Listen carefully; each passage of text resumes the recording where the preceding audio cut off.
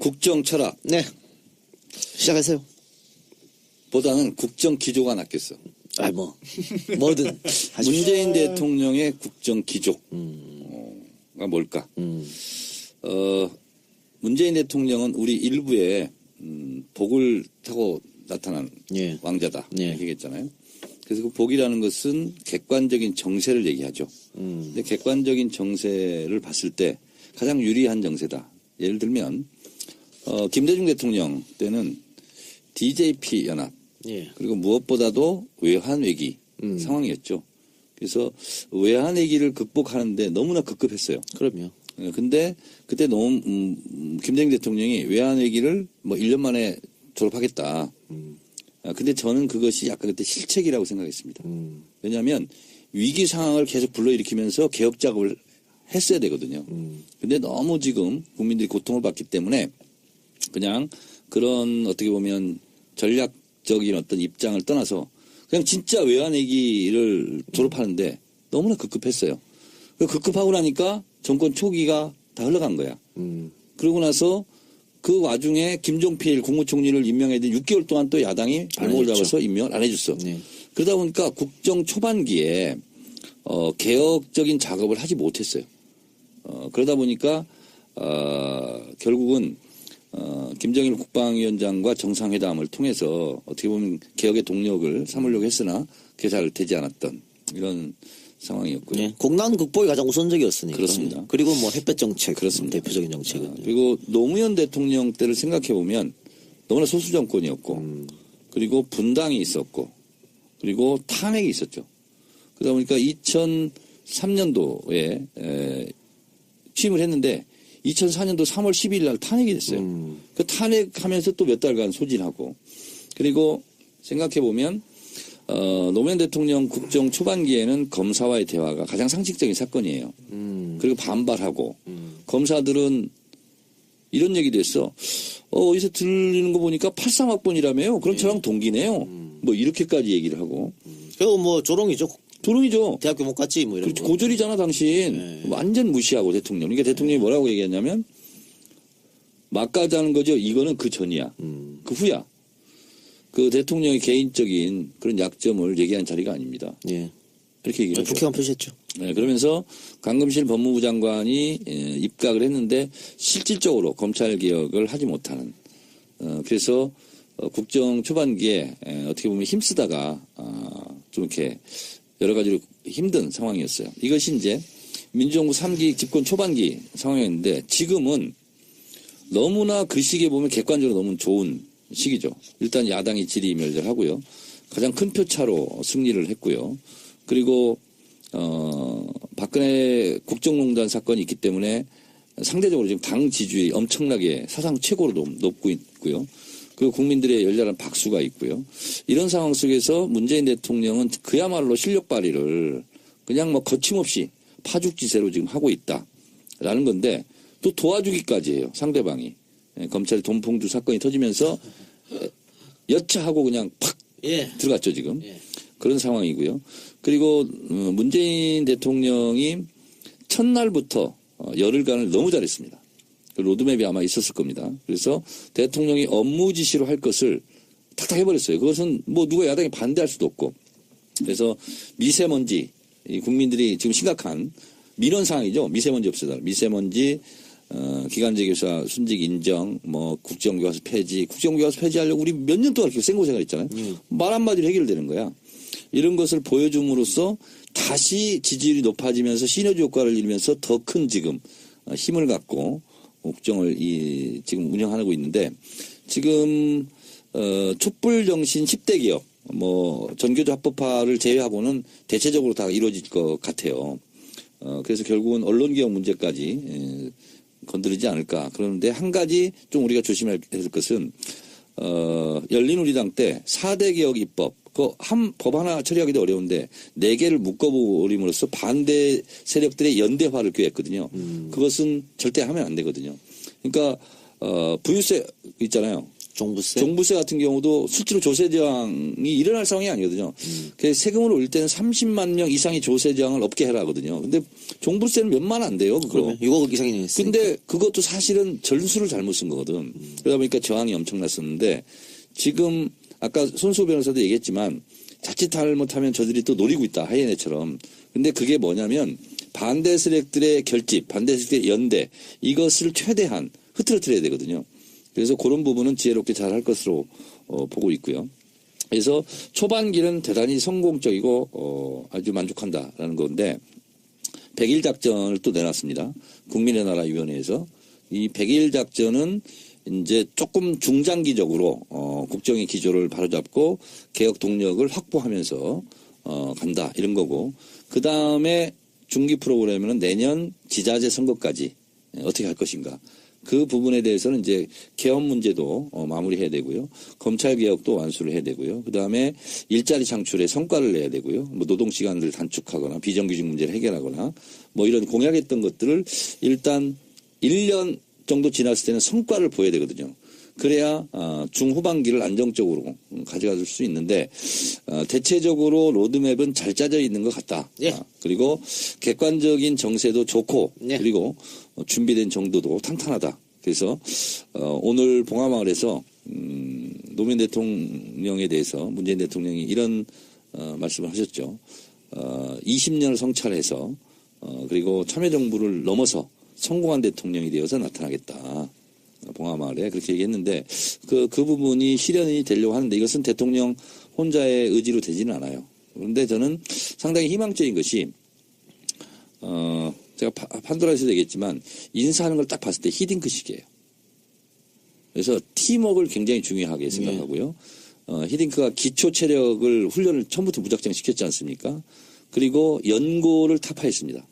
뭐 축구에도 연구 있죠. 연구가 있거든요. 고대 인맥, 연대 인맥 이렇게 쭉 있는데 전혀 고려하지 않고 이천수, 박지성, 이을용, 뭐 이런 송종국 이런 선수들은 연고주의가 있어서 국내 감독이었으면 어려웠다는 거예요. 근데 무명에 가깝지만 그런 사람 원석을 보고 딱 발굴해가지고 스타 플레이어로 다 만들었잖아요.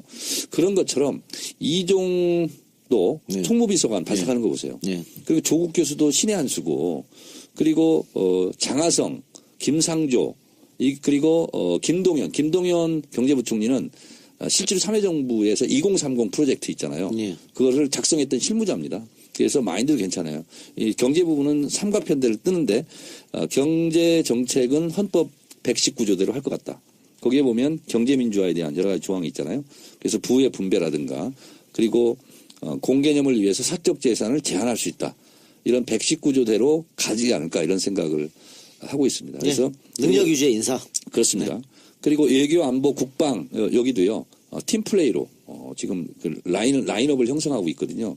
그래서 혼자 마치 집문서 들고 이리 뛰고 저리 뛰고 하는 우왕좌왕은 없을 것 같다. 그래서 상당히 개혁과 안정 통합을 두 마리의 토끼를 쫓는 원대한 목표를 지금 그리고 문재인 대통령이 뚜벅뚜벅 가고 있다. 이것이 문재인 정부의 국정 기조, 국정 철학이다. 질문이 있어요. 이상 브리핑을 마치겠습니다. 이 대목에 질문이 있어요. 우리 이제 선거 전에 박지원 대표나 이런 사람들 얘기하는 거 이제 집중적으로 좀 홍준표랑 좀 공격을 많이 했잖아요. 네. 지금 이제 이 문 대통령 2주 동안에 이제 국정을 운영하는 걸 보면서 여러 야당의 반응들이 굉장히 다양하게 나오지 않습니까? 근데 심지어는 요새 하태경 의원까지 완전히 무슨 또 이쪽으로 막 오잖아요. 그리고 박지원 의원도 막 이러는데. 근데 저 한국당에서 하는 저 일련의 일들은 도대체 저 국민들 마음이 그렇게 떠났는 줄 모르고 저러는 거예요? 난 좀 이해가 안 돼. 모른 척 아니에요? 모른 척이 아니라 저거는 지금 보수들까지도 정말 너무 어이없어 하는 거예요. 옛날에 우리가 저렇게 싸웠습니까? 관성 아니야, 관성? 무조건 반대하자, 일단. 근데 이건 반대했다가 자기들한테 오는 게 반대도 많거든. 제대로 못하고 있어요. 그러니까. 못하고 있는데 꼬투리 잡고. 박지원 전 당대표가 태풍론을 얘기했습니다. 지금 문재인 태풍이 분다. 이럴 땐 납작 엎드려서 있어야 된다. 근데 그 다음 워딩이 중요합니다. 태풍은 강하지만 길지 않다. 그때 우리의 진지를 구축해야 된다. 이 태풍론을 얘기했어요. 근데 저는 이것은 바보 같은 워딩이었다. 왜냐하면 본인의 속마음을 그대로 들킨 거예요. 그래서 지금 문재인 대통령에 대해서 태풍이었으면 좋겠다. 칭찬을 하고 하는 것이 속에 있는 칭찬이 아니다 하는 것을 스스로 밝힌 거예요. 그렇네요. 태풍은 강하지만 길지 않다. 그때까지 납작 엎드려서 기다리자. 이거거든요. 가식적이라는. 그렇습니다. 그래서 제가 박지원 전문가잖아요. 그거 어디 하는 거에 다 체크하고 있어요, 지금. 근데 지금은 요새도 하세요? 좋은 때라서 지금 아무 얘기 안 하고 있어요. 근데 이런 것은 다 지금 치부책에 다 적어놓고 있어요. 제가. 근데 그 한국당에서 하는 일련의 일들은 뭐예요? 자유한국당은 지금 그냥 당이 아니라고 생각하시면 돼요. 왜냐면 홍준표는 뭐냐고 이제 또 트랙으로 나오더라고 양쪽에서. 아니 그러니까 당이 아니다. 지금은 권투를 하다가 다운이 쓰러져 있잖아요. 그러면 뭐 일어나다 보면 온갖 추한 모습 다 보이잖아요. 막 비틀거리고 흐느적거리고. 그럴 때는 공격 안 해요? 지금 근데 그게 이제 제가 지금 권투라고 얘기했잖아요. 지금 이제 그 UFC가 아니잖아. 지금 카운트하고 있는 지금 카운트하고 거예요, 있어요 지금. 예. 그런데 또 하나는 그 정의원은 그 옛날에 지금 대통령의 이제 대표 시절에 같이 일을 했잖아요. 네. 그때 보기에 그분이 대통령이 되면 이런 정도로 일을 잘할 거라고 예측을 했어요. 저는 이렇게까지 잘하실 줄 몰랐어요. 근데 저는 알았어요. 내가 내 인생을 던져서 여기 온 이유는 저는 문재인이라는 사람이 어떤 사람인지 알았거든요. 근데 이걸 제가 단적으로 한번 보여드릴게요.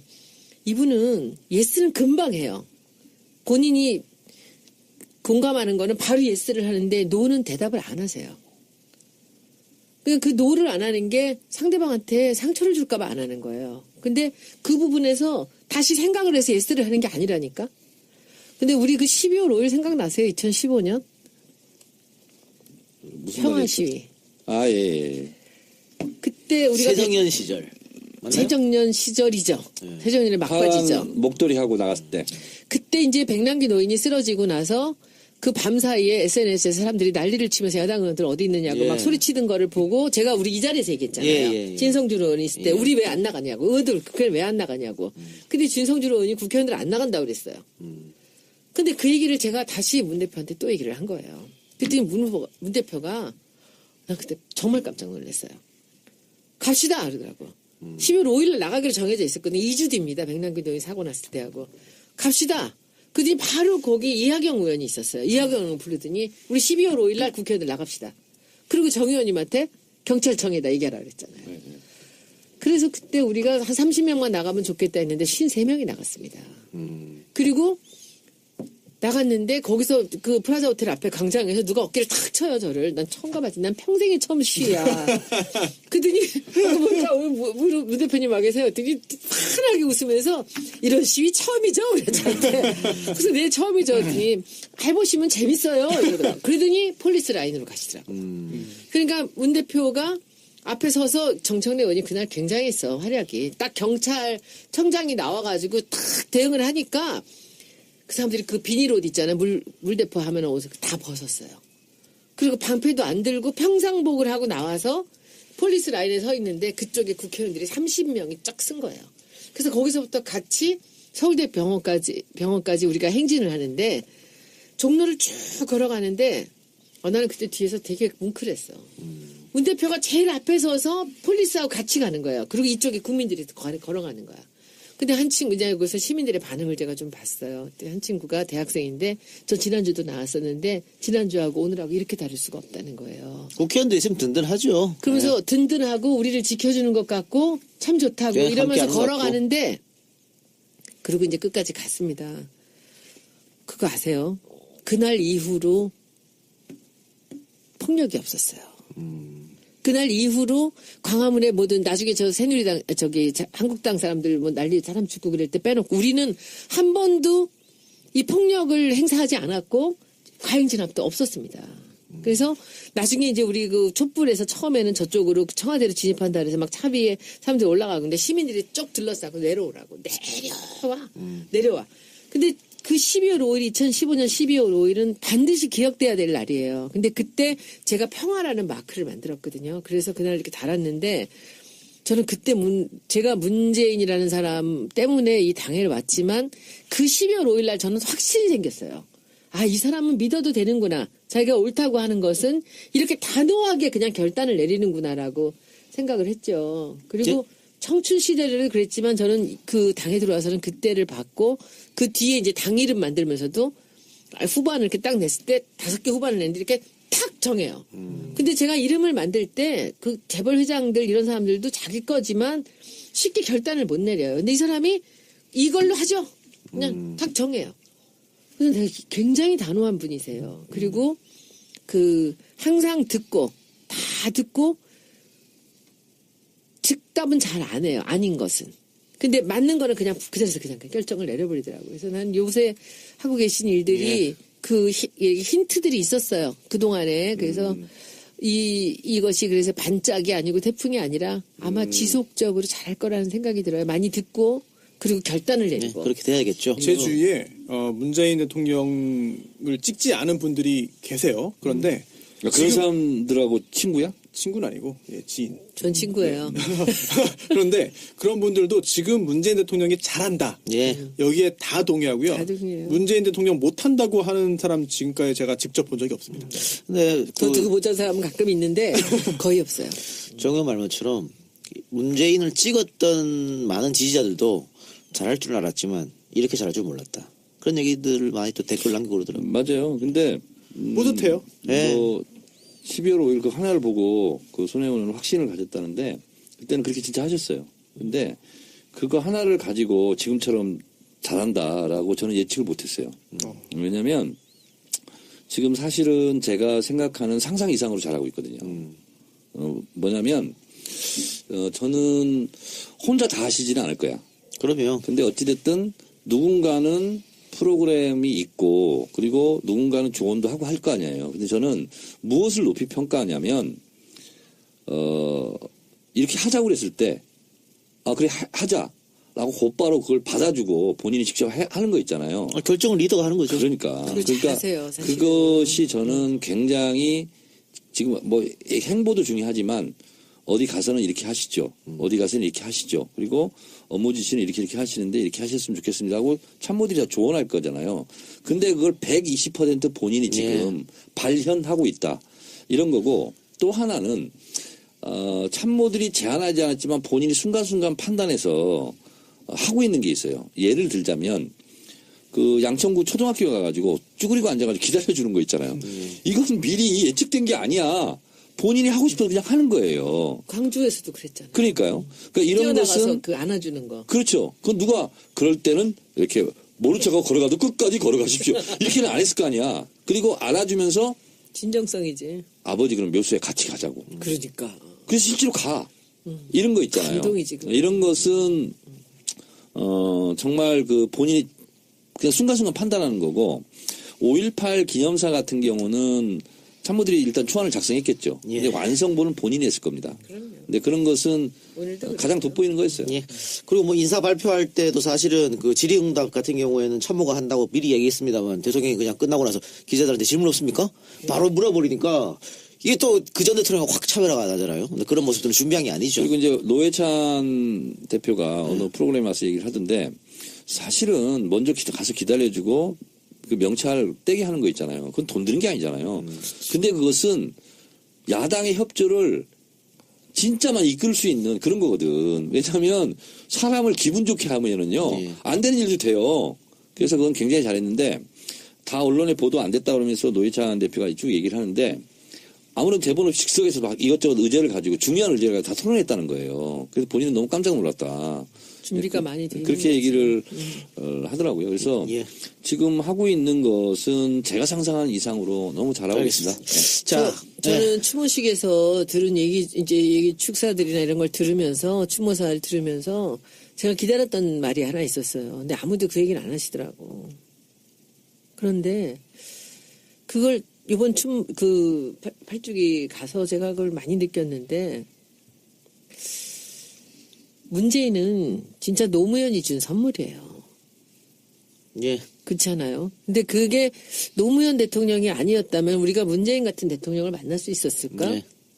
오늘 그 생각이 전 너무 많이 들더라고요. 다들 뭐 동의하실 겁니다. 네. 그래서. 그래서 예. 그런 것들이 있고 아마 그 젊어서부터 살아온 그 사람의 일생을 본다면 이 단호하게 결단을 네. 내리면서 결정해 나가는 과정을 앞으로 우리가 더 멋진 대통령을 볼 수 있을 것 같다고 생각합니다. 근데 지금 정청래 의원이 야당 협조 잠깐 얘기했잖아요. 근데 지금 같은 경우에는 야당이 할 일이 없어요. 그러니까 대통령이 다 그 일방적 지시사항으로 하고 있기 때문에 그걸 못하면은 야당이 또 뭐라 그러겠지만 그걸 또 잘하고 있기 때문에 야당이 뭐 할 일이 없어가지고 발목도 못 잡거든. 발목 잡기를 해야 되는데 그런데 이제는 서서히 야당이 발목 잡기 할 거리가 생깁니다. 지금 정 의원님이 두 번째 키워드 청문회가 아마 인사청문회 같아요. 그죠? 네. 인사청문회부터 발목 잡기 시작하고 일단은 야당은 시끄럽게 하고 이렇게 되고 언론이 또 시끄럽게 쓰다 보면 지금의 지지율을 조금 흔들릴 수도 있거든요. 문재인이 잘하든 못하든 간에 그런 식으로 나오면 그래서 요 야당의 협조 문제 상당히 중요한 건데 일단 광고 듣고 와서 인사청문회 관해서 키워드 분석 한번 들어가도록 하겠습니다. 자, 두 번째 키워드 청문회. 네, 청문회. 네. 당연히 인사청문회 얘기고요. 인사청문회가 장관까지 확대된 것이 노무현 대통령 때입니다. 그리고 당시 한나라당 야당이 요구한 겁니다. 예. 예, 그래서 인사청문회 이명박 박근혜 정권 때 인사청문회 때 굉장히 두 정권이 고생을 많이 했죠. 그리고 박근혜 정권 때는 김영준 전 헌재 소장부터 시작해가지고 국무총리의 굉장히 낙마 사태가 벌어지면서 국정의 기조가 흔들리고 동력이 빠져버렸죠. 동력이 빠져버리고 이제 이런 사태가 기억납니다. 문창극. 발생합니다. 문창은 나중 일이었고 네. 초장부터 빠졌어. 처음에. 초대 국무총리. 얼마 전에. 네. 그래서 문재인 정부가 올해를 이런 탄탄한 기반 속에서 잘 가느냐 못 가느냐 갈림길입니다. 그렇죠. 인사청문회가 기회이고 또 위기입니다. 첫 번째 인사청문회가 이제 곧바로 열리죠. 지금 이 방송이 나갈 때쯤이면 벌써 치렀을 그렇습니다. 거예요. 이낙연 내일이죠. 총리. 그래서 이 모든 일에도요 순서가 중요합니다. 그래서 이낙연 국무총리는 그런 면에서 봤을 때 순서상 1번 타자인데 제가 봤을 때는 통과하는 데는 큰 문제는 예. 없어 보입니다. 보이콧 한다고 지금 그러잖아. 한국당이. 자유한국당에서요? 그거는 뭐 욕 나올 뻔했네. 그거는 뭐 그렇게 하든 말든 뭐 그건 자료가 본인들만 미비하다고. 손해니까요. 근데 어찌됐든 인사청문회는 야당판입니다. 여당은 방어자 역할을 해야 되고 야당이 공격판인데 그래서 어쨌든 본전 측이 하면 굉장히 잘하는 겁니다. 인사청문회는. 근데 이제 이낙연 국무총리 같은 경우는 몇 가지 해명해야 될 부분은 있더라고요. 예, 있습니다. 보니까 예. 뭐 부인이 화가인데 그 그림 저도 좀 궁금하더라고요. 그런 문제. 또 아들 병역 문제는 자, 뭐 큰 문제가 없어요. 하나하나 한번 볼까요, 그러면? 네네. 그 부인이 2013년에 전남개발공사에 그림 2점을 900만 원에 판매했다 네. 하는데 그러면 그림 하나에 450만 원 정도 되는 거잖아요. 뭐 손해원이 잘 알 수도 있겠습니다만 그림 한 점 화가가 자기 그림 400, 500 이거 크기도 사이즈도 커요. 이거는 고가라고 할 수도 없습니다. 고가 그리고 아니죠. 이런 그림 그리려면요 2달, 석 달씩 걸려요. 네. 그걸 비싸다고 할 수 있습니까? 이거는 그냥 의혹을 갖고 온 것 같고요. 근데 이제 그게 상대가 아니고 어디죠? 네. 전남개발공사. 그게 이제 아니라 이 얘기가 옛날에 딴 사람들 또 유명한 사람 하나 또 이런 경우가 있었어요. 그 부인이 오랫동안 그림을 그리질 않았대요. 그러니까 그림은 경력 같은 게 되게 중요한데 그리지 않았는데 이제 이분이 뒤늦게 이제 애들 다 키우고 그러고선 그림을 그렸나 봐요. 근데 이 사람이 개인전을 했단 말이야. 남편이 지사를 할 때. 근데 개인전을 하면 사람들이 와서 그림을 사주잖아요. 사주는 거죠. 사주는 거죠. 그러니까 전남개발공사에서 와서 그림을 사준 거예요. 아니 근데 그게 시점이 중요하잖아요. 도지사 취임 1년 전에 산 거예요. 전남 1년 개발공사. 전이래요? 1년 전이에요. 그러니까 뭐 문제될 게 없어. 아니 근데 그때 국회의원을 하고 있었잖아요. 그리고 전남에 영향력이 그렇지. 있는 정치인이기 때문에. 그러니까 그런 걸 하면은 와서 인사치레로 자기들이 사주면서 자기들도 그림이 필요하다고 했을 때는 와서 일반인들은 그 그림이 얼만큼 좋은 그림이냐 나쁜 그림이냐 값이 비싸냐 싸냐 잘 모르거든요. 근데 400~500만 원이면 값이 정말 비싼 거 아니거든요. 근데 그런 정도만 그 호수도 막 30%에서 50% 되더라고요. 그러면 큰 그림이네요. 큰 그림이에요. 근데 그렇게 되니까 그 정도는 사도 되는데 이제 그걸 따지려고 본다면 그 경력도 많지 않은데 무슨 그림이 그 값이 하느냐 이렇게 얘기하는데 그건 제가 보기엔 중요한 얘기가 아닙니다. 그런데 이것이 유관업체에서 와서 사주었다는 게 아니요 지금 문제인 야당 거지. 후보자는 후보자를 의식해서 그림을 비싼 값에 강매했다 그건 이렇게 아니에요. 지금 주장하고 자, 있는데 그건 근데 아니란 거죠. 디테일이 중요하지는 않고요. 유관 기관에 와서 저건 사준 거다 잘 보이려고. 무식한 얘기야. 비싼 그러니까, 값에 강매는. 이거는 야당의 공격 소재가 됩니다. 그리고 제가 야당이었어도 이건 강하게 공격을 했을 거예요. 이제 이런 문제가 있는 건데. 자, 또 하나. 네. 아들 군면제 의혹. 그건 뭐 문제되지 않고 오히려 미담이 될 것 같습니다. 왜냐면은 자유가 남았다며. 아들이 아파가지고 이제 군면제 됐는데 이낙연 후보자가 뭐라 그러죠? 청원서까지 네. 써가지고 우리 아들 좀 보내달라고 네. 뭐 그렇게 했으니까. 네. 야, 탄원서를 근데 냈답니다. 탄원서. 탄원서를. 네. 그거를 지금까지 간직하고 있었던 것도 대단한 것 같아요. 아니 간직이 아니라 그래도 어디서 누가 그러대. 그런 걸 한 걸 보면 이분이 나중에 자기가 어떤 공직이 더 높이 올라갈 거라는 걸 예측을 하지 않았나. 그래서 그 자료를 남기지 않았나 그런 얘기를 저는 하더라고요. 20년 전 선거 팜플렛 다 갖고 있습니다. 아, 근데 이게 아들이 박찬종 서울시장 거 뭐 이런 거 갖고 있어요. 아들이 신체 검사를 2001년에 받았거든요. 2001년 언제 때냐면 이회창 후보가 아들 때문에 군대 못 됐을 대통령 못 됐을 때라고 97년도 이것이 나중에 선거에. 걸릴 수도 있다 엄청 생각한 이제 거지. 빡빡하게 하기 그때는 때문에. 고위 공직자 하려면은 이제는 무조건 아들을 군대 네. 보내는 그런 인식이 강했기 때문에 이 문제는 그래요. 크게 문제될 거 없을 것 같습니다. 자, 계속해 주세요. 네. 그래서 이낙연 총리 후보자 같은 경우는 한이두 가지. 본회의 의결 사항입니다. 그래서 과반수를 확보해야 돼요. 그러나 지금 정황상 과반 확보는 되지 않을까. 민주당, 국민의당만 합해도 되는 거 아니에요? 네, 그렇습니다. 그렇게 될 것 같고 이제 문제는 국무총리 후보자 인사청문회를 시작으로 지금 뭐 인사청문회를 해야 되는 자리가 한 30개 정도 되지 않을까. 그래요. 예, 30개 주면 됩니다. 예, 그 정도 될 것 같은데 거기서 이제 한두 명이 사고가 날 수도 있습니다. 그렇겠죠. 그래서 이제 인사청문회는 사실상 국회의원이 물어보고 답변하는 거지만 국민이 물어보고 국민이 답변하는 거거든요. 그 과정 속에서 털어서 먼지 안 나는 사람이 없다라는 게 통념으로 본다면 잘못한 게 있으면 빨리빨리 시인해야 돼요. 그래서 이게 시인하지 않아가지고 개심죄에 걸려서 국무총리가 낙마한 경우가 김태호 전 국무총리 후보자입니다. 예. 박연차 게이트 때 아. 전혀 모르다 일면식도 없다 그랬다가 둘이 사진 찍은 사진이 나왔어요. 왜 그러는 거예요? 그러니까 뭐냐면 하나가 터지면 더 막 공격을 한다. 그러니까 꽁꽁 막아야 된다. 처음부터. 그래서 가장 솔직한 것이 가장 좋은 정책입니다. 저는 그래서 워낙 많은 지금 인사청문회 그 숫자가 있기 때문에 수요가 있기 때문에 이게 다 성공한다. 라는 것은 좋겠는데 그러지 못할 수도 있어요. 그럼요. 그랬을 때는 국정 기조가 살짝 흔들릴 수도 있다. 그래서 문재인 새 정부 출범 이게 어떤 정부든지 마찬가지로 인사청문회가 가장 난해하고 가장 조심스럽고 가장 어떻게 보면 두려운 부분이에요. 그래서 저는 일단 후보자들 개인이 문제가 있는 것은 빨리 먼저 자진 신고했으면 좋겠고 그런 의미에서 강경화 외교부 장관 후보자의 흠결 한 두 가지 정도는 청와대에서 미리 이제 굉장히 이례적이거든 이것도. 굉장히 잘한 대처입니다. 네, 임명하면서 이러저런 문제가 있었다. 네, 검증 다만, 과정에서 네. 그것이 알려졌는데 이것은 국민의 판단에 한번 맡겨보겠다. 이거 아무 문제 없다. 그럼 또 문제가 돼요. 그러니까, 예. 그래서 이것은 국민의 판단에 한번 맡겨보겠다. 이제 이렇게 하는데 그 워딩 자체도 굉장히 좋은 거예요. 그래서 그 후에 직후에 야당도 굉장히 우호적인 반응을 보였잖아요. 일단 그렇다면 뭐 통과하는데 현재까지 뭐 아주 여러 가지 아닌 건 아닐 것 같아요. 인사청문회에서 분명히 근데 그 문제 나올 겁니다. 나오죠. 당연히 그걸로 이제 나오고. 공격을 하겠죠. 근데 이제 여성 후보자라는 것 때문에 강점은 있습니다. 그리고 이게 국회 동의 대상은 아니잖아요. 예. 국무총리와 달리 이제 외교부 장관이니까 국회에서 동의를 해야 되는 건 아니고 인사청문 절차만 하면 됩니다. 예. 따라서 뭐 인사청문 결과 이제 그 부적격하다는 보고서 채택되든지 아니면은 뭐 보고서 자체가 뭐 이제 채택이 안 되든지 하더라도 임명 강행할 수 있거든요. 박근혜 정부에서 막 그렇게 많이 했죠. 그런데 인사청문회 하면서 생각지도 못하는 큰 흠결이 터져 나오면 인준 절차하고 상관없이 본인이 또 스스로 내려올 수도 있는 문제니까 그런 문제는 없어야겠죠. 그런 인사 관련해 가지고 검증 작업을 민정수석이 하게 되나요? 그러면? 대체로 다 그렇죠. 그러면은 조국 민정수석의 어깨가 굉장히 무겁네요. 그럼요. 예. 근데 기본적으로 검증은 뭐 민정수석이 하는 거고.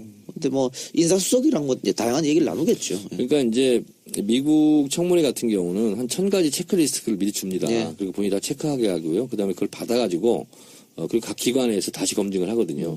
그래서 그 1차 걸러요. 근데 이게 잘 안 맞는다. 그럼 본인한테 이거 어떻게 된 거냐 물어봐요. 그래서 이제 해명이 되면 청문회에 올리고 안 그러면 이제 다른 교체를 하고 그러는데 우리도 그런 방식으로 시스템화 해야 될 겁니다. 맞아요. 그게 좀 소모전인 것 같아서 한 말도 하고 그리고 뭐 말도 안 되는 얘기들을 그림 같은 거는 건 말도 안 되는 얘기예요. 그러니까 그걸 그런 데서 사는 걸 알면 안 팔아야 되는 게 아니냐라고 한다면 그러니까 되는데 이제 손혜원 의원이 가격이 만약에 내는 장관 거. 후보자가 된다. 그럼 체크리스트 뭐가 있냐면 시계 몇 개 나 있으니까. 그거 질문하려고 그랬어. 인사청문회 다 체크를 해야 되는 시계 거야. 다 저거 했어 등록이요. 신고했어요? 신고했어요. 재산 등록. 네, 했어요. 그래 본인이 혹시 인사청문회 가면 그 야당의 그런 공세 잘 견딜 수 있을까요? 왜 날 물어봐. 여기서 물어볼 사람이 없어. 선출직만 하십시오. 선수한테 물어볼 수도 없고. 이런 게 있어. 제가 뭐 나는 선출직 글쎄 뭐 저는 지금은 안 할 거니까. 정의원은 임명직 안 간다는 이유가 인사청문회 받기 싫어서 그래. 청문회 받을 게 뭐 있어요? 아 정청래 의원이 받을 게 뭐 있어요? 아니, 자존심 때문에. 가서 저 야당 의원들한테 얘기 듣는 것 자체가 싫어. 앞에서 발칵하려고? 이해찬 총리처럼 또 싸울 수가 아니야. 있어. 근데 뭐 우위장 전입도 한 적 없고 집도 투기도 저는 한 적 없고 돈도 진짜 없고. 깨끗해요. 그러니까. 왜냐면 통장도 하나만 사용했고 그거 보면 다 나와 있어. 아니 뭐 유시민 장관은 뭐 안 깨끗했어. 그런데 그때 봐요. 뭐 완전히 걸렸어? 뭐 걸렸어? 아니, 유시민 어땠었어 그때? 완전 깨끗한데 장관 후보자 인사청문회 할 때 그 전에 이제 여당 국회의원하고 완전 달라졌다니까. 2대8 가르마. 이대팔 가로 딱 하고 의원님 제가 뭐 아, 이렇게 진짜? 이러면서 조인성 같이. 뭐 그렇게 했다니까요. 근데 그 제 남편 친구 부인 중에 정말 똑똑하고 훌륭한 분이 있었는데 그분이 YWC에 회장을 했거든요. 총재인가? 근데 굉장히 훌륭한 분인데 그 환경부 장관 나갔다가 그 인사청문회 갔다가 정말 너무 인생에 큰 상처를 입었어요. 그때 아버지한테서 그 상속을 받은 김포에 뭐 한 1억도 안 되는 땅이 있었거든요. 근데 그걸 갖고서 이제 땅이 뭐냐라고 한 거야. 그랬더니 이 사람이 그 상속받은 건 다 그랬는데 그걸 왜 뭐 농사는 어떻게 했냐 뭐 이런 얘기 나오니까 제가 땅을 사랑한다 그런 거야. 아 기억난다. 예, 알죠? 예, 예. 근데 그 사람이 말이 그래. 이대 업무가 출신인데 제가 땅을 사랑하기 때문에 뭐 이런데 그거를 완전히 마녀사냥을 해서 사람을 바보를 만들고 저도 엄청 욕했는데. 낙마됐고 그걸로. 엄청 우리도 욕했죠. 그거. 오렌지 그때 후에 또 이제 오렌지하고는 좀 다른 건데 진짜 정말 비상한 분이거든요. 아, 환경부 그래요? 장관 했으면 정말 뛰어나게 뜰 사람인데 아, 그래요? 내가 난 땅을 사랑해서 뭐 이렇게 얘기를 했는데 그게 그 사람의 문학적인 표현이었어 그게. 아 그래요? 그 내가 그걸 청문회를 보면 항상 그 생각이 나요. 엄청 욕했는데. 우리도 욕 많이 했어. 그러니까 그 언론이나 이런 데가 그러니까 이게 말을 그러니까 유시민 장관 같이 그렇게 해야 되는 거지. 의원님. 그 유시민 장관이 굉장히 조심스러워 했다니까. 뭐 이렇게 사실은 그런 질문을 안 받아도 되는데 그 받고 나서 앞으로 제가 좀 배려 있고 청문회에서 세심하게 신경 쓰겠다 그러고. 제일 중요한 점수가 태도 점수예요. 사실은 그 태도에 따라서 국회의원들이 봐줄 수도 있고 안 봐줄 수도 있고 공격할 수도 있고 안 할 수도 있는데 그거를 장관 후보자들이 잘 못해요. 평소에 이제 그 야당 의원들하고 친분이 있고 교류가 있고 이미지가 좋으면 좀 도움 됩니까? 그러니까 도움이 많이 될 뿐만 아니라 네. 그 실제로 이런 거는요 청문회를 많이 해본 베테랑 야당 의원들한테 물어봐야 돼. 어떻게 했으면 좋겠냐. 어떻게 하면 좋아요? 그래서 저한테 가끔 물어보는 사람도 있어요. 그러니까 태도는 비굴하지 않을 정도로 겸손해라. 비굴하면 더 좋나요? 아니, 비굴하면 안 그건 되지. 안 되죠. 그렇게 하고 이건 상황 판단을 미리 해야 되거든요. 이것은 미리 까고 사과를 해야 된다. 그래서 물타기를 해야 돼. 아니, 물타기라기보다는 미리 김을 빼야 돼. 그렇지 않고 이것을 충분히 공개할 수 있는 것도 공개를 보통 안 하는 습성이 있어요. 그럼 뚝이 그렇죠. 무너진다고 생각해서. 그런 경우는 미리미리 자진납세를 하는 거야. 그러면 그래도 괜찮네 이런 이미지를 줘요. 그리고 사과할 게 있으면 바로바로 사과를 해야 돼. 왜냐하면 다그쳐서 사과를 하잖아요. 그럼 사과를 받은 듯한 느낌이 없어요. 내가 대접받은 느낌이 없어요. 기왕에 사과할 거면 빨리빨리 초장부터 하라고 오전에. 그래서 사람을 할 걸 안 하잖아요. 상당히 열받게 해요. 그럼 끝까지 추적을 하게 돼 있어. 근데 그 상임위에서만 하는 거예요?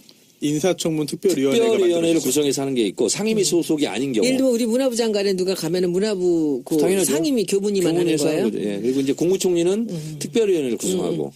자, 근데 우리 당에서 만약에 누가 거기 이제 장관 후보를 갔다 하면은 우리는 어떻게 해야 돼? 살살 안 할 수는 없잖아요. 제대로 해야죠. 제대로 한다고 하셔야죠. 제대로 다 해야 되는 거죠? 따질 게 많아. 누가 나올래나 우리 쪽에서는? 제대로 하지 마세요. 좀 보호하고 실드 쳐주고 해요. 방송에서는. 예를 들면 도종환 의원 같은 사람이 만약에 후보자로 올라가면 뭘 따져? 시를 왜 그따위로 써 사람들이. 왜 눈물을 해야지. 흘리게 합니까? 아니, 그 담배빵은 어떻게 된 거예요? 그리고 5.18 때 저 출전했다면서요? 그 거기서 어떻게 뭘 된 거예요? 했어요? 뭐 했어요? 뭐 했어? 총을 쐈어? 이런 거 물어봐야지 이제. 아, 근데 5.18에 옆자리에 앉아 있었는데 거기 나왔을 때 그렇게 울더라고. 이 남자들이 나이가 들면요 다 울어요. 눈물이 많아져요. 아니 근데 5.18 그때 저는 그 MBN에 이제 항상 그렇게 가는 울더라고. 그 고정 출연하는 그 시간대여가지고 같이 봤어요. 같이 영상 보면서 있었는데 저뿐 아니라 제 오른쪽에 계셨던 그런 50대 그 패널 분들이 문재인 대통령이 이야기를 하니까 안경을 벗고 한참 동안 눈물을 닦고. 누가 그랬어요? 네? 50대 누구야? 서양호 회장님과 40대인가? 아, 예. 서양호 서양호 수상. 50대. 50대 서양호 아니에요? 수상 울었다 그러더라. 네, 그리고 또 그 옆에 데일리안 이종근 실장님도 안경을 벗고 옛날 생각난다면서 눈물을 한참 닦고 근데 왜 데일리 안에 있는 거예요? 왜 데일리 안에 먹고 있어? 살아야죠. 뭐 자세한 건 모르겠는데 아, 내 앞 시간에. 예 그때 같이 점심 먹은 날 그날 그래. 요새 MBN 잘해요? 문비엔이에요, 요새. MBN이 난리예요. 문비엔인 거 몰라요? 난리예요 난리. 아, 뭐야, 다? 예. 지난 판도라에서요. 제가 그 리무리안 행진곡을 불렀거든요. 근데 이제 사랑도 명예도 이렇게 쭉 하는데 마지막에는 제 노래에다가 원곡을 물렸어. 그리고 뮤직비디오 나오네요. 광주 5.18 막 이런 거 있잖아. 총 들고 내리고 막 사람 때리고 하는 거 있잖아. MBN이 M이요. MON이야. 문비엔. 문비엔이고, 채널 A는 NLA. 하도 빨아준다고 NLA로 부르고 있어. 너무 심하다고. 네티즌들이 장난한 거예요, 그렇게. 야, 진짜 웃긴다. 특히나 벌써 한 2년쯤 된 것 같은데 제가 매주 목요일마다 MBN 아침 9시부터 한 10시 좀 넘어서까지 뉴스 파이터라는 프로그램을 나갑니다. 그런데 그게 원래는 원래 나도 나오랬는데 안 간 거. 그게 원래는 사건 사고만 했어요. 정치 하나도 없이 사건 사고만 그때 정치를 했는데 바꿨어. 어느 순간 사건 사고가 하나도 안 하고 정치 관련된 것만 지금은 하고 있는데 언제 또 바뀔지 모르겠죠. 돈도 얼마 안 된다며. 네. 아유, 뉴스 그거 진짜 안 패널, 돼요. 뉴스 패널은 진짜 돈안 돼요. 그거는 돈 벌려고 하는 일이 뉴스 아니에요. 패널은 안 되고 그러면은 예능 패널로 가야죠. 예능은 많아요. 예능 많이 주죠. 예능도 많이 받는 사람만 많아요. 돈안 주던데 국회의원이라고? 국회의원 안 주고 국회의원은 우리는 많이 받아요. 근데 저희도 근데 돈 많이 받으려면 국회의원을 빨리 그만두세요. 돈 줘요 빨리. 돈 100만 원. 맞아. 안희정은 볼 때마다 저거 아니 진짜 좀 빨리 좀 정산이 돼야지 왜 정산을 정산이 안 돼. 아니야 우리 김성호 보다가 강의를 해도 삥 쳐가지고 반드시 준다 그랬어 나를. 아니 이거 국민과의 약속을 지키셔야 되는 거 아닙니까? 뭘 국민의 약속이야. 저도 국민인데. 우리 네 명과의 약속인데. 와, 작은 부분부터 약속을 지키셔야 돼. 큰 근데 약속을 저 지키는 거예요. 지난주에 저 유세 주말이면 계속 호남 가거든요. 목포 갔다가 또 왔는데 이번 주는 또 전주랑 나주 가고 근데 당선 인사 다니는 거야 저는. 호남에서 우리 예술인들이 너무 많이 도와줬거든요 이번에. 그래서 가가지고 호남에 어떤 아주머니가 저를 보고 음식점에 되게 유명한 음식점 아주머니인데 저를 딱 붙잡고 할 말이 있대요. 그랬더니 나는 그 정청래가 굉장히 이상한 사람이라고 생각했어요. 근데 요새 텔레비에 나오는 거 보니까 착하더라. 이렇게 딱 얘기를 하는 거야. 근데 그 얘기를 저한테 해주는 거야. 아니 판도라 나가서 이미지 좋아졌어. 착하더라. 사람이 옛날에 봤던 거랑 달리 아주 착하고 노래도 잘 부르고 노래를 많이 부르나 봐. 판도라에서 가끔. 노래도 잘 부르고 사람이 착하고 그리고 똑똑하더래. 그 얘기를 자기가 다시 봤다고 좀 전해달래요. 거친 이미지가 없어졌습니다. 사실 판도라 출연 그래 딴 데서도 그 얘기 많이 들어요? 지지자만 옆에 있으니까 모르지. 많이 들어요. 많이 듣고 그 옛날에는 뭐 정치 알바 많이 들어요. 파파이스 많이 들어요. 근데 요즘에는 그런 얘기 별로 안 하고 판도라 잘 보고 있어요. 다 그래요. TV가 위력적이에요. 사실. 그럼요. 근데 그게 재방 2번까지 해가지고 10% 정도 나옵니다. 그거 어마어마한 거예요, 진짜. 근데 그건 뭐 괜찮다고 그랬는데 왜 사람들이 말이 너무 느려 다. 거기는 일부러 타겟팅을 하는 건데 5, 60대층을 그 타겟팅을 한대요. 그래서 너무 느려. 말이 빠르면 안 된대요. 썰전 보다가 보면 저도 느려. 약간 답답한데 그래서 우리 같은 사람 나오면 큰일 나겠네. 다다다다다 하는데. 근데 지지난주부터 그 PD가 얘기하더라고. 2049에서도 지금 이제 소구력이 생기기 시작했다고. 그 정두원 의원이 참 잘해요. 이렇게 썰전에 약간 실망한 그런 분들이 생기기 시작해서 그렇습니다. 저 그런 썰전은 면이 왜 있어요. 예? 나는 그거 안 봐. 그 변호사 보기 싫어가지고. 그러니까 저런 책 때문에 안 본다는 얘기 많아요. 저는 안 봐요. 근데 그 사람 거를 지금 붙잡고서 얼굴 인상도 너무 싫고 막 난 그때 그 이재명하고 싸우는 거 보고 나서 그 다음부터 설전 안 봐요. 근데 판도라를 보는데 너무 느려 템포가 돌아가는 게 왜 고스톱 칠 때 하나에서 계속 뭐 낼까 망설이는 사람이 중간 하나 껴있는 것 같은 그런 느낌이에요. 아니, 저도 그렇게 계속 얘기를 하는데 그래서 저도 말이 좀 빠른 편인데 저도 일부러 느리게 지금 하고 있거든요. 느려요. 네. 아 근데 거기 저거 편파적 아니에요? 뭐가요? 2대1이잖아. 맞아. 2대1인데 거기는 거기도 편파적이라고 생각할걸? 왜요? 정청래 위주로 한다고? 아. 단독 드리블이야? 근데 계속 2대1로 갈 거래요?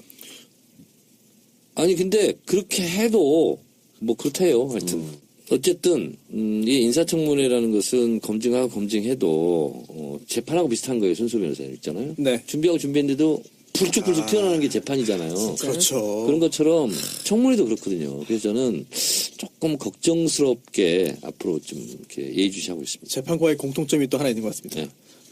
의뢰인은 못 믿는다. 다 말해라 제발 다 말씀해 주셔야 제가 다 작전 짜가지고 합니다라고 하지만 어딘가에서 숨기는 게 있을 수가 있고 그게 또 중요해요. 그렇죠. 아 진짜? 인사청문회도 아마 그런 일이 있을 수 있습니다. 인사권자가 손 변호사 다 최근에 물어봤는데. 그런 사건 하나 있었죠. 아, 예, 알겠습니다. 뭔가? 최근은 아니고 예. 자, 그러면 광고 하나 듣고 와서 대통령 경제 외교 안보라인 인사에 대해서 한번 이야기 나눠보도록 하겠습니다. 입시 설명회 도움됐어? 도움됐긴. 입시 설명회가 아니라 상위권 입시 설명회야. 우리 애처럼 4, 5등급한테는 도움되는 정보가 하나도 없어. 내가 갔던 설명회도 스카이부터 인서울까지만 설명하더라고. 중하위권 학생들은 입시 정보를 어디서 얻어야 하지? 입시 정보가 부족한 중하위권을 위해 맵스터디 컨설팅에서 책을 출간했습니다. 1에서 9등급 모두를 위한 진짜 입시 전략 2018. 1등부터 꼴찌까지 모든 수험생을 위한 입시 전략 기본 지침서. 1에서 9등급 모두를 위한 진짜 입시 전략 2018. 검색창에 진짜 입시 전략을 쳐보세요. 예, 진짜 입시 전략 오늘 광고 1등급에서 9등급까지 모든 학생을 위한 진짜 입시 전략이라는 서적 책입니다. 요즘에 학교나 지자체에서 입시 설명회를 이제 많이 하는데요. 이 책의 저자는 상위권 입시 설명회만 하지 말고 중위권 그리고 하위권 학생들을 대상으로 하는 입시 설명회도 반드시 따로 해야 된다는 의견을 갖고 계십니다. 우리가 성적 가지고 애들 차별 안 한다. 중하위권을 위한 입시 설명회를 하고 싶다. 이런 분들 계시면 1등급에서 9등급 모두를 위한 진짜 입시 전략을 검색하고 연락해 주시기 바랍니다. 진짜 입시 전략 책입니다. 예, 책인데 이거 쓰신 분이 직접 안가에 찾아와서 저랑 이야기했었거든요. 그래서 제가 광고 하지 말라고 그랬어요. 책은 광고 효과 없으니까 하지 말라고 했는데 괜찮다고. 광고 효과 없어서 좋으니까 해달라고. 저자가 누구예요? 이게 아마 여기 아마 학원에서 강사하신 분 같은데. 예. 제가 학원 할 때 진짜 맞춤형 입시 전략을 제가 했었죠. 제가 진짜 잘했어요, 제가. 그러니까 그걸 아마 책으로 쓰신 것 같아요. 한번 네, 여러분 네, 관심 네. 있으신 분들은 근데 입시가 전략이 읽어보시기 굉장히 복잡합니다. 근데 그렇겠죠. 그때 제가 했던 말이 있어요. 수능과 내신은 대학 가는데 50%다. 50%는 입시 전략이다. 아, 그래요? 네. 그래서 정보를 아는 사람이 뭐 시험 잘 치는 사람보다 낫다고 이런 얘기도 있더라고요. 그렇습니다. 그러니까 실제로 제가 굉장히 놀라운 성과를 그때 많이 냈어요. 뭐 설명드리면 야 그런 그 빈틈이 있었다니 뭐 이런 거 있잖아요. 그래서 예를 들면 이런 거예요. 수능 점수에서 52점 차이가 났어요. 52점이요? 52점. 352점과 394점. 하늘과 땅 차이 아니에요? 하늘과 땅 차이죠. 근데 394점을 서울대를 떨어졌어요. 극과를. 근데 352점은 극과를 전자공학과를 들어갔어요. 어떻게 그럴 수 이게 있죠? 기적 같은 일이죠. 사람들은 아무도 안 믿어요. 면접을 잘 봤나요? 그게 입시 전략이에요. 그 입시 정책을 보면 그 틈새가 나오거든요.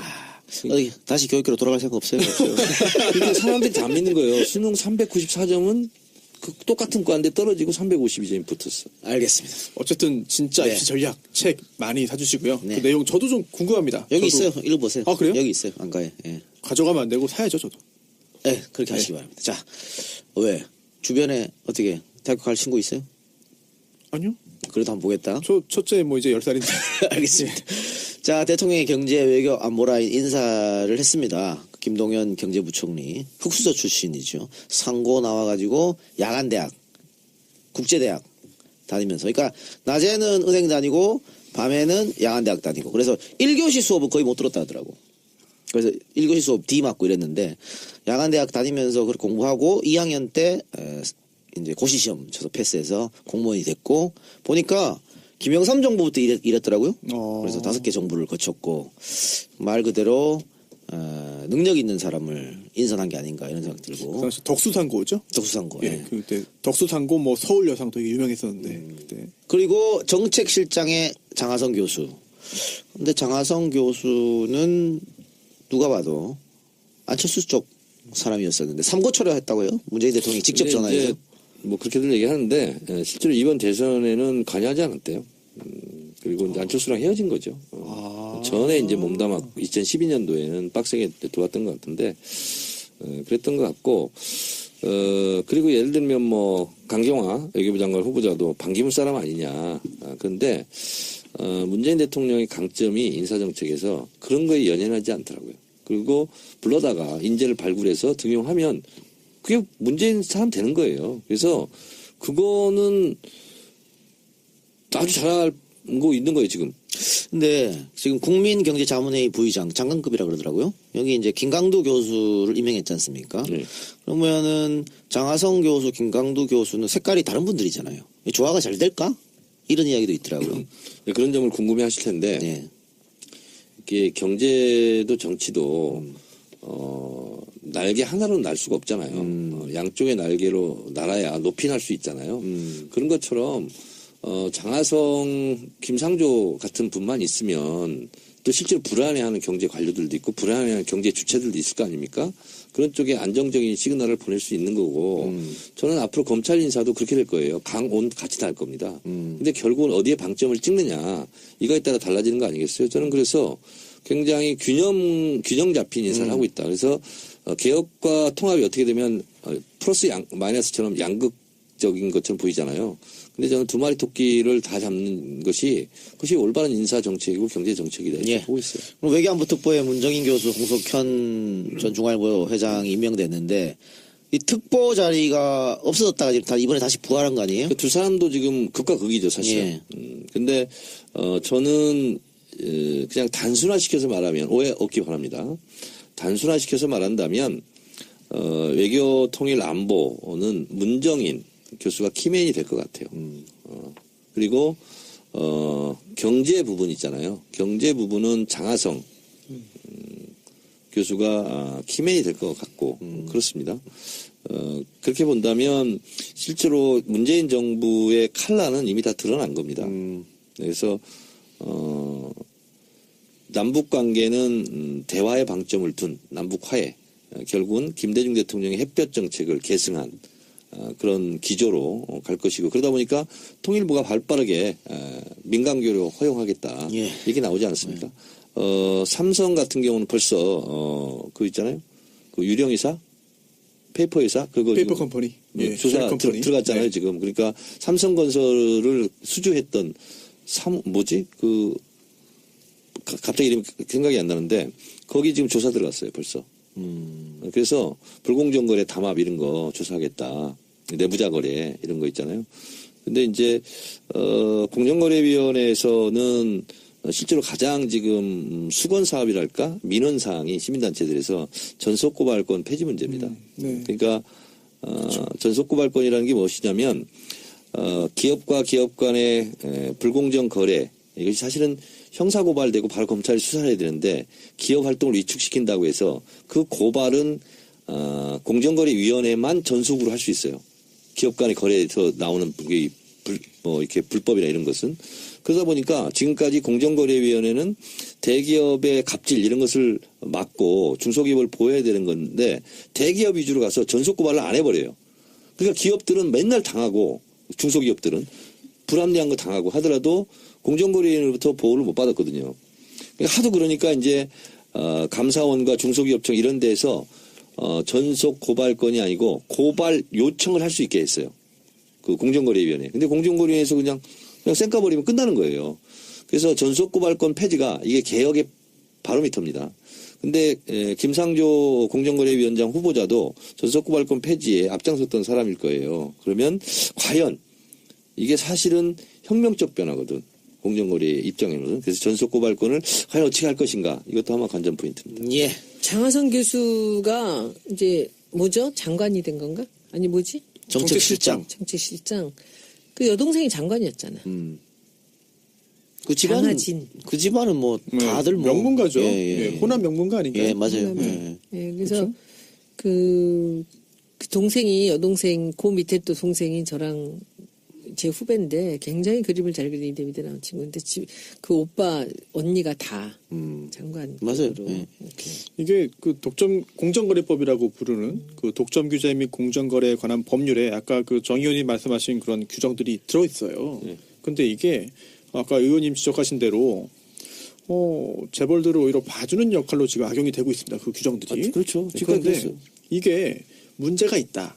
이걸 좀 개정하자라고 한다면 이게 대통령 업무 지시로 가능한 게 아니라 이 법을 바꿔야 됩니다. 법을 바꿔야 돼요. 공정거래법 71조거든요. 바꿔야 되는데 그러면은 또 다시 당연히 국회를 거쳐야 되는 거고 예. 또 야당과의 또 협치가 필요한 부분이고 그러니까 지금 결국은 모든 게 결국은 국회로 돌아가요. 그럼요. 이게 묵은 수건 사업이에요. 네. 이게.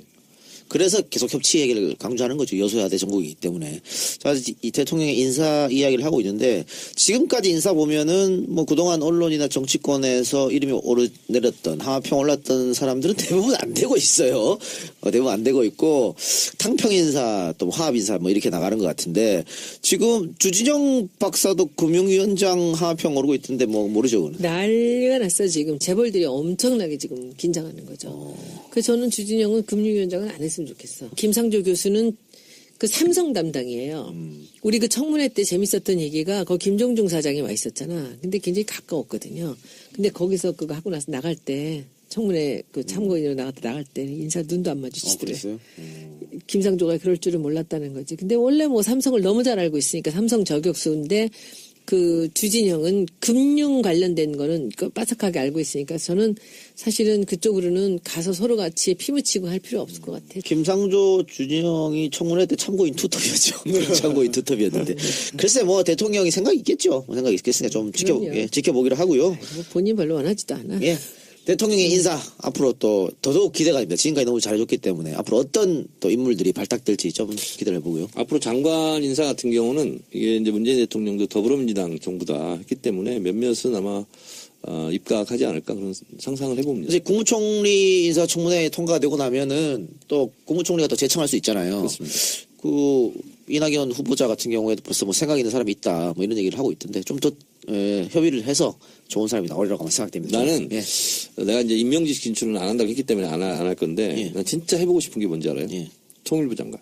이런 거 한번 해보고 싶어. 이번에도 모 국회의원이 지금 물망에 또 오르고 있다는 뭐 그럴 이야기를 거예요. 많이 근데 했습니다. 네. 통일부 장관은 다른 이제 경제부처 이런 거와 달리 실제로 대통령의 가장 중요한 부분일 수 있는 외교안보 국방에서 남북관계 그 철학이 맞으면 이게 통일부는요 맘먹기 따라 달려 있어요. 모든 것이.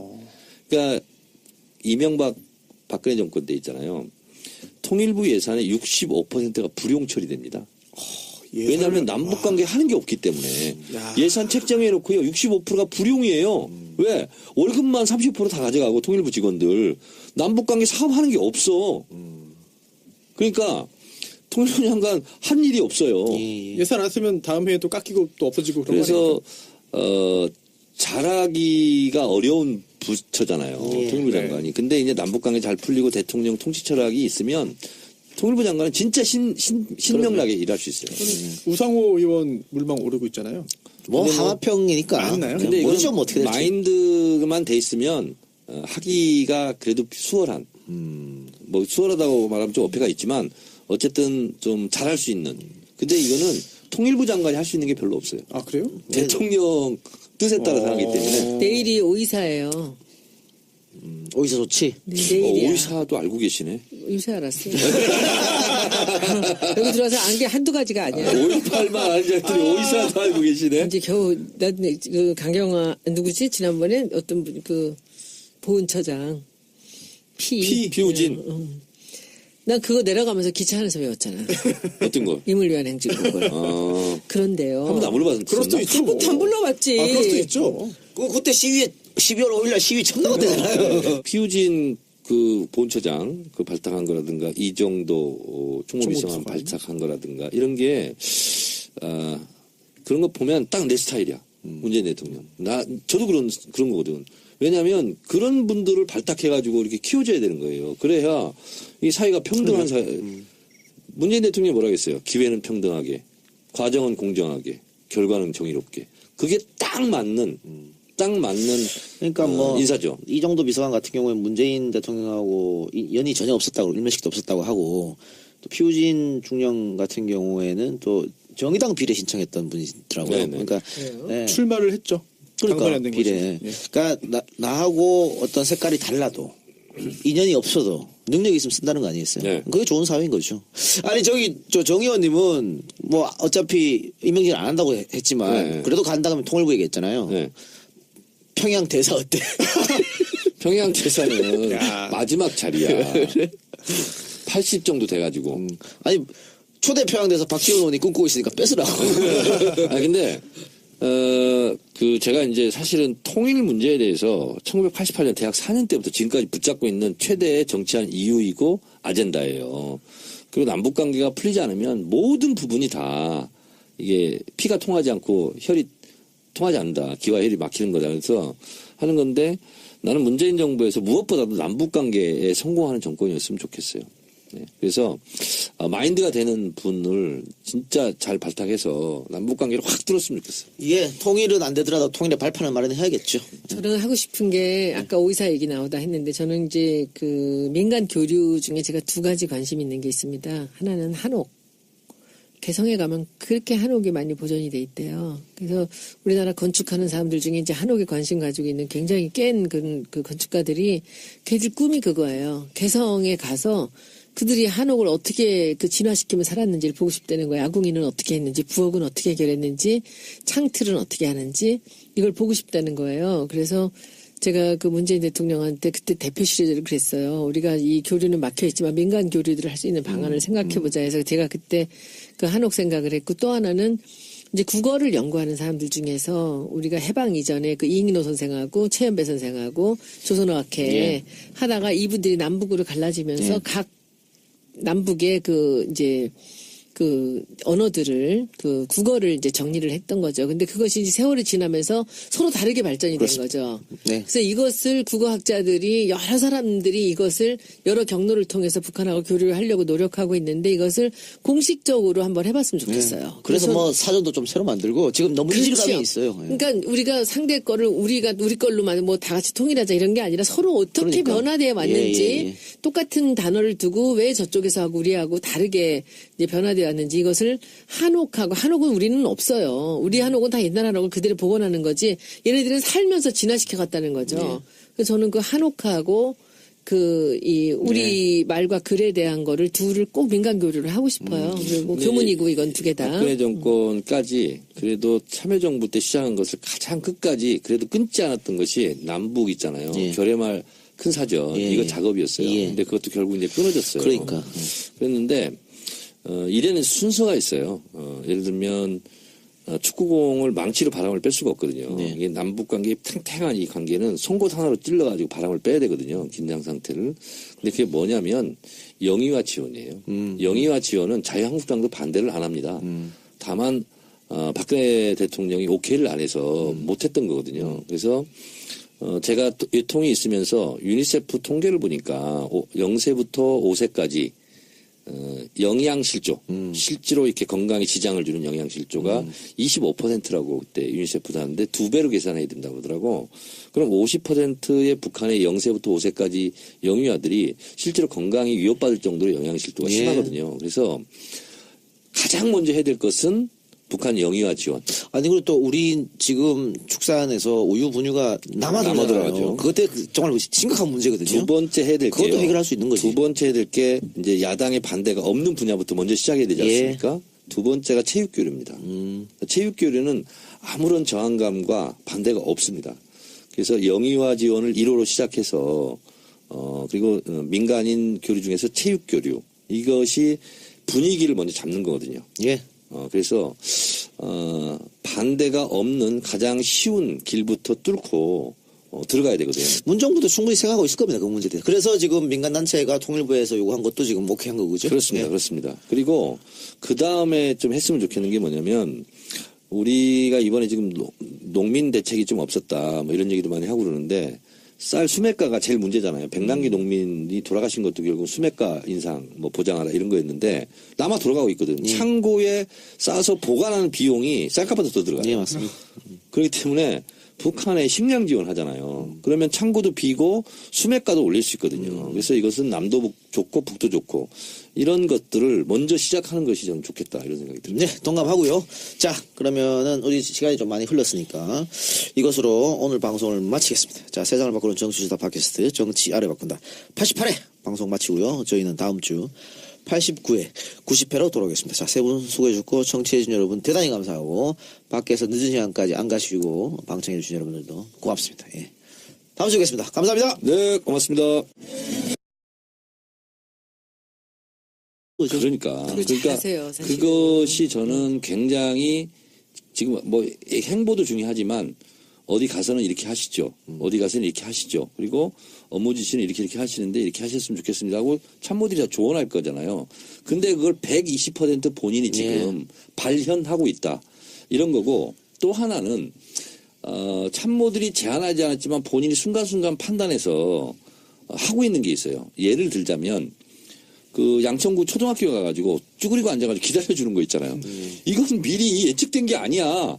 본인이 하고 싶어서 그냥 하는 거예요. 광주에서도 그랬잖아요. 그러니까요. 그러니까 이런 뛰어나가서 것은 그 안아주는 거. 그렇죠. 그건 누가 그럴 때는 이렇게 모른 척하고 걸어가도 끝까지 걸어가십시오. 이렇게는 안 했을 거 아니야. 그리고 알아주면서 진정성이지. 아버지 그럼 묘수에 같이 가자고. 그러니까.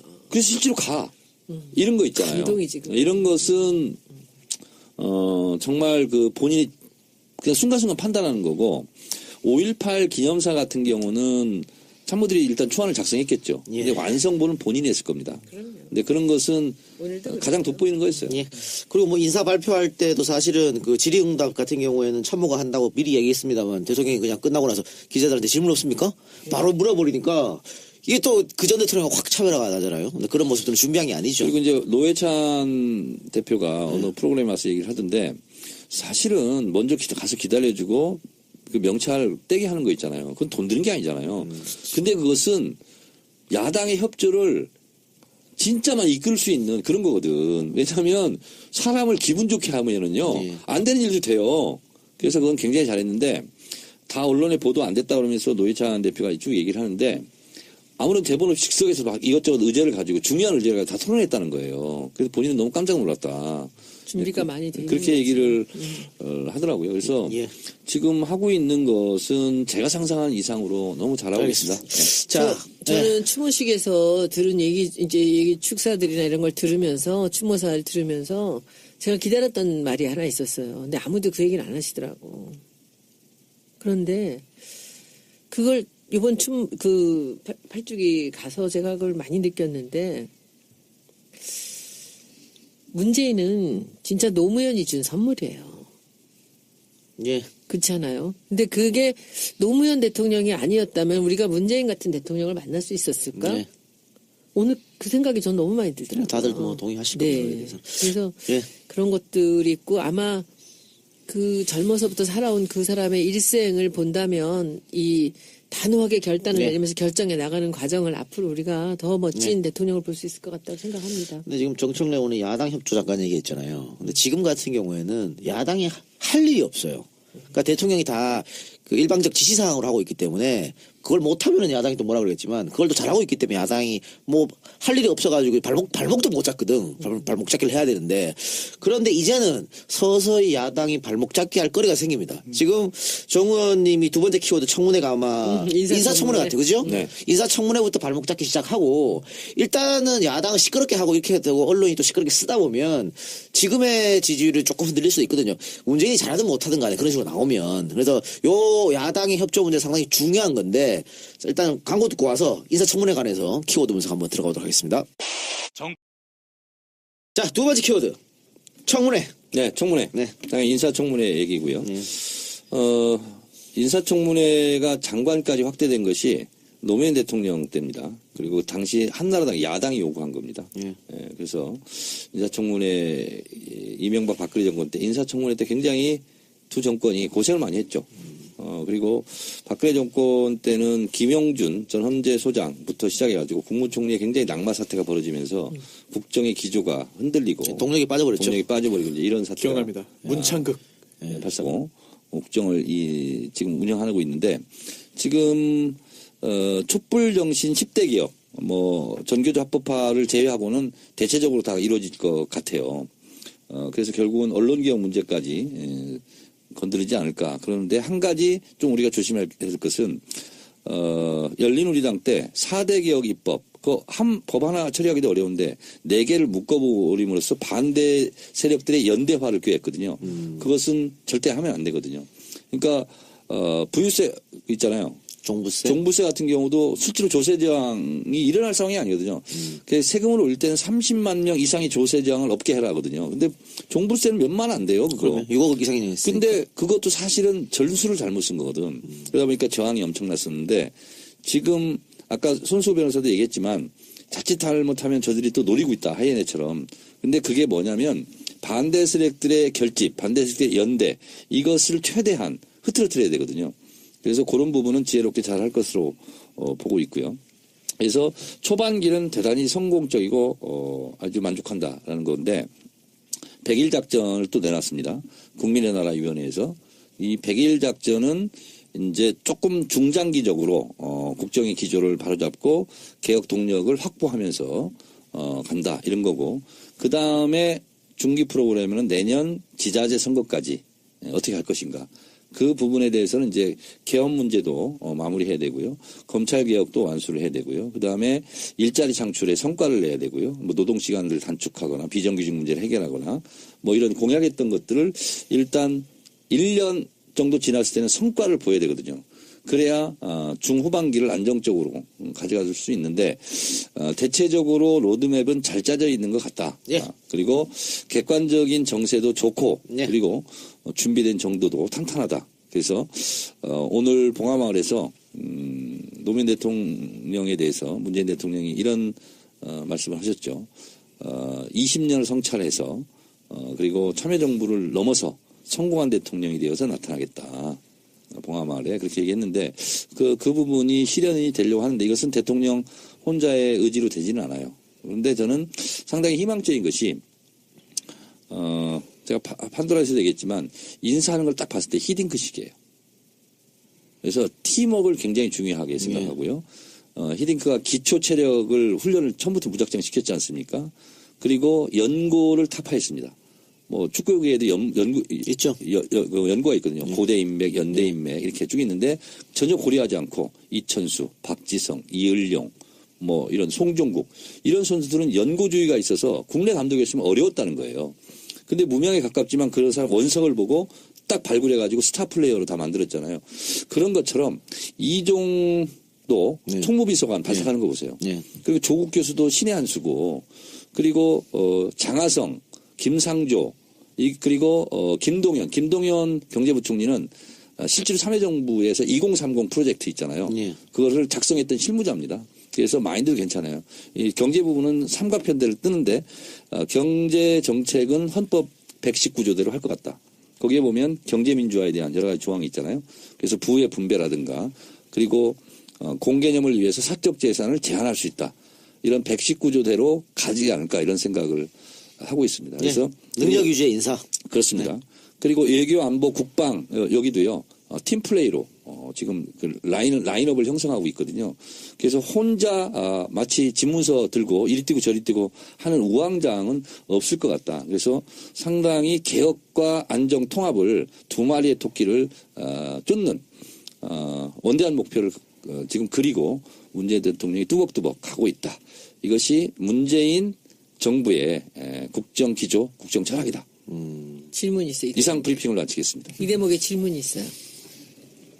우리 이제 선거 전에 박지원 대표나 이런 사람들 얘기하는 거 이제 집중적으로 좀 홍준표랑 좀 공격을 많이 했잖아요. 네. 지금 이제 이 문 대통령 2주 동안에 이제 국정을 운영하는 걸 보면서 여러 반응, 야당의 반응들이 굉장히 다양하게 나오지 않습니까? 근데 심지어는 요새 하태경 의원까지 완전히 무슨 또 이쪽으로 막 오잖아요. 그리고 박지원 의원도 막 이러는데. 근데 저 한국당에서 하는 저 일련의 일들은 도대체 저 국민들 마음이 그렇게 떠났는 줄 모르고 저러는 거예요? 난 좀 이해가 안 돼. 모른 척 아니에요? 모른 척이 아니라 저거는 지금 보수들까지도 정말 너무 어이없어 하는 거예요. 옛날에 우리가 저렇게 싸웠습니까? 관성 아니야, 관성? 무조건 반대하자, 일단. 근데 이건 반대했다가 자기들한테 오는 게 반대도 많거든. 제대로 못하고 있어요. 그러니까. 못하고 있는데 꼬투리 잡고. 박지원 전 당대표가 태풍론을 얘기했습니다. 지금 문재인 태풍이 분다. 이럴 땐 납작 엎드려서 있어야 된다. 근데 그 다음 워딩이 중요합니다. 태풍은 강하지만 길지 않다. 그때 우리의 진지를 구축해야 된다. 이 태풍론을 얘기했어요. 근데 저는 이것은 바보 같은 워딩이었다. 왜냐하면 본인의 속마음을 그대로 들킨 거예요. 그래서 지금 문재인 대통령에 대해서 태풍이었으면 좋겠다. 칭찬을 하고 하는 것이 속에 있는 칭찬이 아니다 하는 것을 스스로 밝힌 거예요. 그렇네요. 태풍은 강하지만 길지 않다. 그때까지 납작 엎드려서 기다리자. 이거거든요. 가식적이라는. 그렇습니다. 그래서 제가 박지원 전문가잖아요. 그거 어디 하는 거 다 체크하고 있어요, 지금. 근데 지금은 요새도 하세요? 좋은 때라서 지금 아무 얘기 안 하고 있어요. 근데 이런 것은 다 지금 치부책에 다 적어놓고 있어요. 제가. 근데 한국당에서 하는 일련의 일들은 뭐예요? 자유한국당은 지금 그냥 당이 아니라고 생각하시면 돼요. 왜냐면 홍준표는 뭐냐고 이제 또 트랙으로 나오더라고 양쪽에서. 아니 그러니까 당이 아니다. 지금은 권투를 하다가 다운이 쓰러져 있잖아요. 그러면 일어나다 보면 온갖 추한 모습 다 보이잖아요. 막 비틀거리고 흐느적거리고. 그럴 때는 공격 안 해요? 지금 근데 그게 이제 제가 지금 권투라고 얘기했잖아요. 지금 이제 그 UFC가 아니잖아. 지금 카운트하고 있는 거예요? 카운트하고 있어요 지금. 예. 그런데 또 하나는 정의원은 옛날에 지금 대통령의 이제 대표 시절에 같이 일을 했잖아요. 네. 그때 보기에 그분이 대통령이 되면 이런 정도로 일을 잘할 거라고 예측을 했어요. 저는 이렇게까지 잘하실 줄 몰랐어요. 근데 저는 알았어요. 내가 내 인생을 던져서 여기 온 이유는 저는 문재인이라는 사람이 어떤 사람인지 알았거든요. 근데 이걸 제가 단적으로 한번 보여드릴게요. 이분은 예스는 금방 해요. 본인이 공감하는 거는 바로 예스를 하는데 노는 대답을 안 하세요. 그 노를 안 하는 게 상대방한테 상처를 줄까봐 안 하는 거예요. 근데 그 부분에서 다시 생각을 해서 예스를 하는 게 아니라니까. 근데 우리 12월 5일 생각나세요? 2015년? 무슨 평화 말이었죠? 시위. 예. 그때 우리가 세정연 시절. 맞나요? 세정년 시절이죠. 세정년의 막바지죠. 하얀 목도리 하고 나갔을 때. 그때 이제 백남기 노인이 쓰러지고 나서 그 밤 사이에 SNS에서 사람들이 난리를 치면서 야당 의원들 어디 있느냐고 막 소리치던 거를 보고 제가 우리 이 자리에서 얘기했잖아요. 진성준 의원이 있을 때 우리 왜 안 나가냐고. 의원들 국회를 왜 안 나가냐고. 근데 진성준 의원이 국회의원들 안 나간다고 그랬어요. 근데 그 얘기를 제가 다시 문 대표한테 또 얘기를 한 거예요. 그랬더니 문 대표가 나 그때 정말 깜짝 놀랐어요. 갑시다 그러더라고. 12월 5일날 나가기로 정해져 있었거든요. 2주 뒤입니다. 백남기 노인 사고 났을 때하고. 갑시다. 그랬더니 바로 거기 이하경 의원이 있었어요. 이하경 의원 부르더니 우리 12월 5일날 국회의원들 나갑시다. 그리고 정 의원님한테 경찰청에다 얘기하라 그랬잖아요. 그래서 그때 우리가 한 30명만 나가면 좋겠다 했는데 53명이 나갔습니다. 그리고 나갔는데 거기서 그 프라자 호텔 앞에 광장에서 누가 어깨를 탁 쳐요 저를. 난 처음 가봤지. 난 평생에 처음 시위야. 그러더니 오늘 문 대표님 와 계세요. 되게 환하게 웃으면서 이런 시위 처음이죠? 그래 저한테. 그래서 네 처음이죠. 그랬더니 해보시면 재밌어요. 이러더라고요. 그러더니 폴리스 라인으로 가시더라고요. 그러니까 문 대표가 앞에 서서 정청래 의원이 그날 굉장했어. 활약이. 딱 경찰청장이 나와가지고 탁 대응을 하니까 그 사람들이 그 비닐옷 있잖아요. 물대포 하면 옷을 다 벗었어요. 그리고 방패도 안 들고 평상복을 하고 나와서 폴리스 라인에 서 있는데 그쪽에 국회의원들이 30명이 쫙 쓴 거예요. 그래서 거기서부터 같이 서울대 병원까지 우리가 행진을 하는데 종로를 쭉 걸어가는데 나는 그때 뒤에서 되게 뭉클했어. 문 대표가 제일 앞에 서서 폴리스하고 같이 가는 거예요. 그리고 이쪽에 국민들이 걸어가는 거야. 근데 한 친구, 이제 거기서 시민들의 반응을 제가 좀 봤어요. 그때 한 친구가 대학생인데, 저 지난주도 나왔었는데, 지난주하고 오늘하고 이렇게 다를 수가 없다는 거예요. 국회의원도 있으면 든든하죠. 그러면서 든든하고 우리를 지켜주는 것 같고, 참 좋다고 네, 이러면서 함께하는 것 걸어가는데, 그리고 이제 끝까지 갔습니다. 그거 아세요? 그날 이후로 폭력이 없었어요. 그날 이후로 광화문에 모든 나중에 저 새누리당 한국당 사람들 뭐 난리 사람 죽고 그럴 때 빼놓고 우리는 한 번도 이 폭력을 행사하지 않았고 과잉 진압도 없었습니다. 그래서 나중에 이제 우리 그 촛불에서 처음에는 저쪽으로 청와대로 진입한다 그래서 막 차 위에 사람들이 올라가고 근데 시민들이 쭉 둘러싸고 내려오라고 내려와.